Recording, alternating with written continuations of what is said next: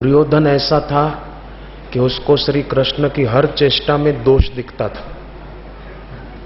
क्यों? क्योंकि उसकी श्रद्धा नहीं थी, उसकी दृष्टि ही ऐसी थी कि दोष ही दोष दिखता था। भगवान कृष्ण ने द्रौपदी की लाज बचाने के लिए साड़ी बढ़ाई। साड़ी का अंत नहीं आया, दुशासन की शक्ति का अंत जरूर आ गया, पर फिर भी दुर्योधन, दुशासन आदि के आगे जो माया का पर्दा था वो तो लगा ही रहा। वो भगवान की भगवत्ता को पहचान नहीं पाए। तो ऐसे भगवत प्राप्त महापुरुष भी जो होते हैं ना, उनको भी माया का पर्दा आड़े आता है ना, तो वो सदगुरु की महिमा को जान नहीं पाते।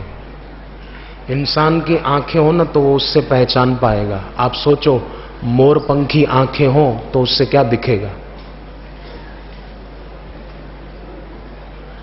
या आंखों पर किसी दूसरे के चश्मे चढ़ा ले कोई तो उसको ठीक कैसे दिखेगा? सोचो, किसी को चश्मा हो, पहनना पड़ता हो नंबर का, परंतु दूसरे का नंबर का चश्मा अपनी आंखों पर चढ़ा दे तो उसको ठीक दिखाई नहीं देगा। उसी प्रकार जो दूसरों के कहे में चलता रहता है, जो शास्त्र, गुरु और भगवान के कहे में नहीं चलता, तो भगवान कृष्ण कहते हैं कि उसको न इस लोक में सिद्धि मिलती है, न मरने के बाद वो सुख पाता है।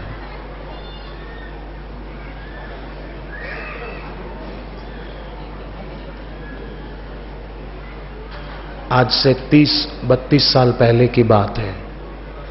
अहमदाबाद आश्रम में कुछ भक्त बैठे थे।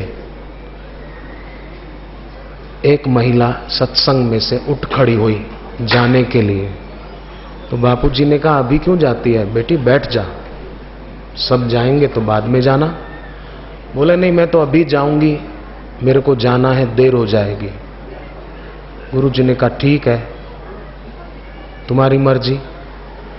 वो गई, थोड़ा दूर पहुंची होगी, तब तो उधर आसपास इतनी बस्ती नहीं थी, जंगल था। तो किसी लुफंगे ने उसकी सोने की चैन थी 3-4 तोले की, वो खींची और भाग गया। तो वो माई रोती रोती फिर आश्रम आई। बापूजी ने पूछा, क्यों रोती है? बोले, कोई मेरी चैन सोने की खींच गया, मैं सास को क्या कहूंगी। तो गुरुदेव ने कहा, मैं पहले ही कह रहा था मत जा, अभी बैठ। तो तुम मानी नहीं? बोले, नहीं मेरे को जाना है, जाना है, अब जा। बोले, अब मैं घर कैसे जाऊं? तो बापूजी ने कहा, बैठ जा। तब बैठ गई चुपचाप। पहले बैठती तो। पर अब आगे सुनिए क्या हुआ। बापूजी ने एक साधक को बुलाया और कहा कि सरदार नगर के पास अमुक नंबर का बस स्टॉप है, वहां पर एक लड़का बैठा है, खाकी रंग की पैंट है, उसकी जेब में इसकी सोने की चैन है, 2 थप्पड़ मार के निकलवा के ले आ जा।